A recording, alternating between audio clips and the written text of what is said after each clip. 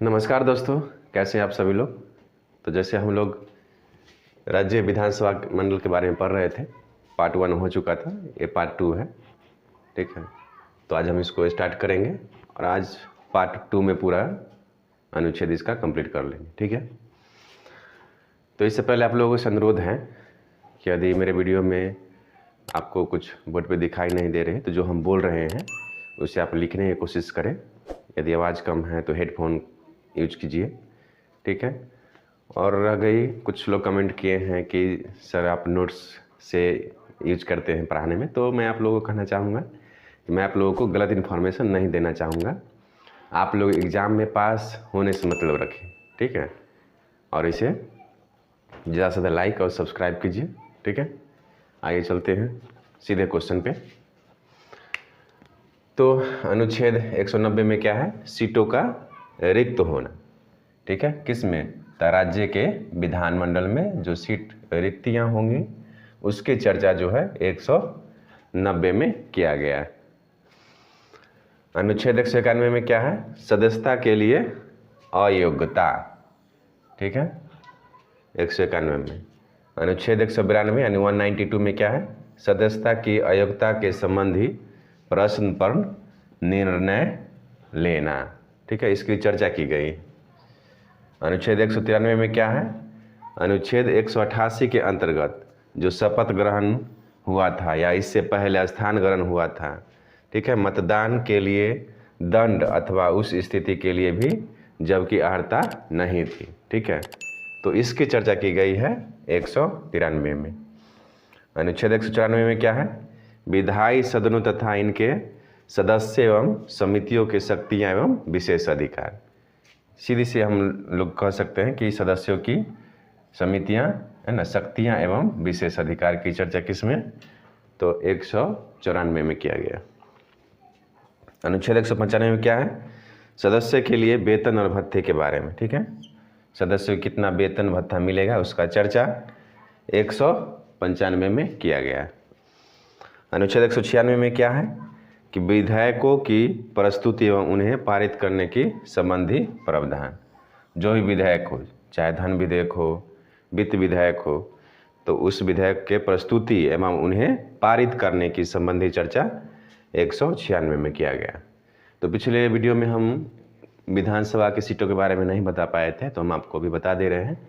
जैसे विधानसभा में कम से कम 60 सीट होना चाहिए और ज़्यादा से ज़्यादा 500 सीट, यह इसकी कंडीशन रखा गया है। लेकिन कुछ एक्सेप्शनल है, जैसे अरुणाचल प्रदेश में 30 सीट ही हैं, सिक्किम हो गया, गोवा हो गया, यहाँ पे मात्र 30 सीट है। मिजोरम में 40 सीट है, नागालैंड में 40 सीट। तो इन सीटों की चर्चा की गई है। ठीक है, तो आइए अनुच्छेद 197 में देखते हैं इसमें क्या है। 197 में विधान परिषद के वित्त विधेयक के अतिरिक्त अन्य विधेयक के संबंध में शक्तियों पर प्रतिबंध, इसकी चर्चा की गई। क्या चर्चा की गई है? कि विधान परिषद में, ठीक है, कहाँ पे? तो विधान परिषद के वित्त विधेयक के अतिरिक्त अन्य विधेयक के संबंध में शक्तियों पर प्रतिबंध, उसमें चर्चा की गई है। अनुच्छेद 198 में क्या है? कि वित्त विधेयक को संबंधी विशेष प्रक्रिया। ठीक है, विशेष प्रक्रिया तो 198 में। 199 काफ़ी इम्पोर्टेंट है। ठीक है, जो हमें सब पूछा जाता है। तो अनुच्छेद 199 में क्या है? वित्त विधेयक की परिभाषा।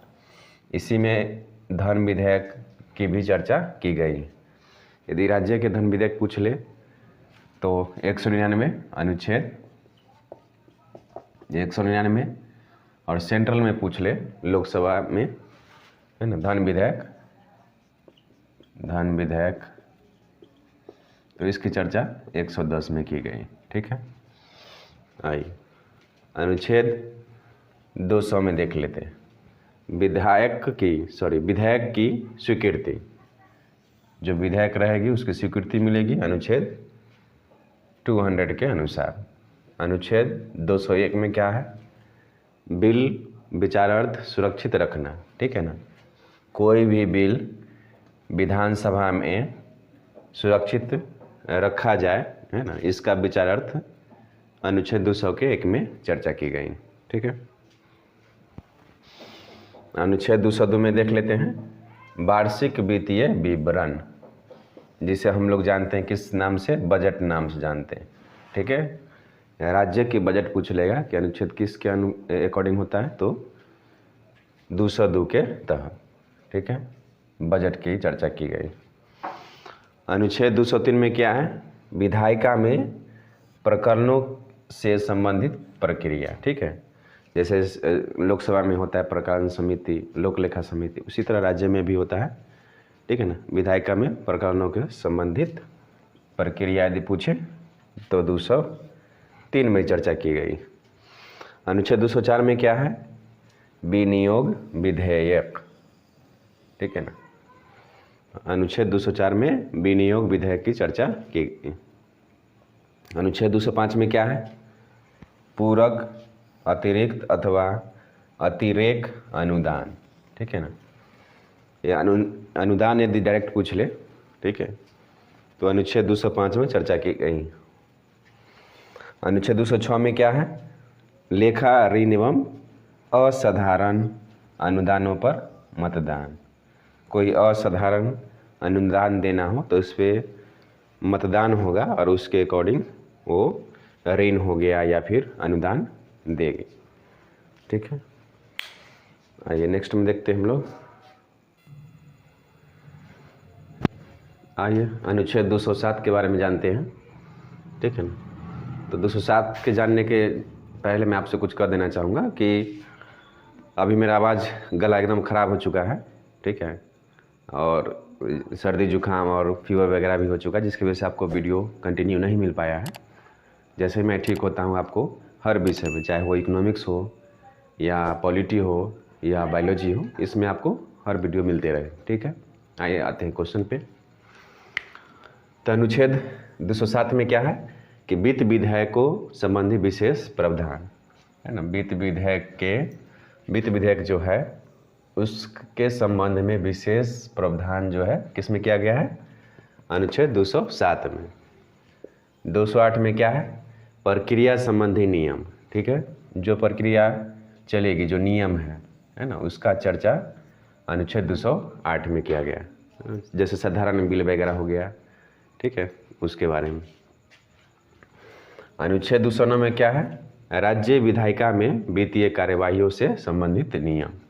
ठीक है ना, राज्य की विधायिका में कौन सा, वित्तीय कार्यवाहियों से संबंधित नियम। ठीक है, 210 में देख लेते हैं। अनुच्छेद 210 में क्या है, तो विधायिका में प्रयोग किए जाने वाली भाषा। ठीक है, जो राज्य में होगा, तो यदि राज्य से पूछ लेगा कि विधायिका में प्रयोग की जाने वाली क्षेत्रीय भाषा, तो 210 में, और यदि सेंट्रल में पूछ ले, ठीक है ना, तो वो है 120, जो हाल फिलहाल में आपको बीपीएससी है ना 69 में पूछा गया है। ठीक है, बीपीएससी 69 में पूछा गया है कि लोकसभा में क्षेत्रीय भाषा में किस अनुच्छेद के तहत अपना भाषा में बोल सकते हैं, तो अनुच्छेद 120 है। लेकिन राज्य में यदि पूछ ले तो आप लोग 210 मारिएगा। ठीक है, अनुच्छेद 211 में क्या है, विधायिका में चर्चा में, ठीक है ना, प्रतिबंध, यानी विधायिका की जो चर्चा होगी है ना, उसके बारे में जो है प्रतिबंध के बारे में चर्चा की गई। 212 में क्या है, बहुत ही इम्पोर्टेंट है, ये भी काफ़ी इम्पोर्टेंट है, आप याद रखते जाइए या फिर लिखते जाइए या फिर इसे वीडियो को 2 बार या 3 बार देखते जाइए। ठीक है, क्योंकि इस बार कांस्टेबल, एसआई और बहुत सारे एसएससी का एग्ज़ाम वगैरह है ना, तो इसमें आप अच्छा से अच्छा स्कोर कर सकते हैं। ठीक है, 212 में देख लेते हैं, न्यायालय द्वारा विधायिका के कार्य में कोई दखल अंदाजी नहीं करेगी। ठीक है, तो ये तो राज्य में हुआ, राज्य में है कि 212 के तहत, ठीक है ना, न्यायालय यानी हाई कोर्ट विधानसभा में किसी भी तरह के दखल अंदाजी नहीं करेगी। लेकिन यही आपको सेंट्रल में पूछ ले तो 122 के तहत, अनुच्छेद 122 के तहत जो सुप्रीम कोर्ट है वो लोकसभा के कार्यकाल में दखल अंदाजी नहीं कर पाएंगे। ठीक है, आइए अनुच्छेद 213 के बारे में जानते हैं। विधायिका की अवकाश अवधि में, ठीक है, राज्यपाल की अध्यादेश जारी करने की शक्ति। सीधी सी बात है, आप सीधी से जानिए कि राज्यपाल की अध्यादेश जारी करने की शक्ति किस में है, तो अनुच्छेद 213 में। ठीक है, तो इसी के अनुसार ये वीडियो ख़त्म होती है ना। आप इसे लाइक, सब्सक्राइब एवं शेयर ज़रूर करें और आगे वीडियो आपको मिलते रहेंगे। ठीक है, धन्यवाद।